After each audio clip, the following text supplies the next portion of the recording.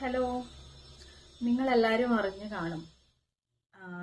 ഇന്നലെ ഫൈസലിക്കാടെ വീട്ടില് അവരുടെ വീടിന്റെ പാലുകാച്ചിന് ആദിലയും നൂറയും വിളിച്ച് ക്ഷണിച്ച് വരുത്തി അവരെ കൂടെ നിന്ന് ഫോട്ടോ എടുത്ത് അവരെ സന്തോഷമായിട്ട് അവരാ ചടങ്ങിൽ പങ്കെടുത്തിട്ട് പോയതിനു ശേഷം അദ്ദേഹം തന്നെ അദ്ദേഹത്തിന്റെ ഫേസ്ബുക്ക് പോസ്റ്റിൽ ഒരു വാർത്ത പോസ്റ്റ് ചെയ്തിരുന്നു.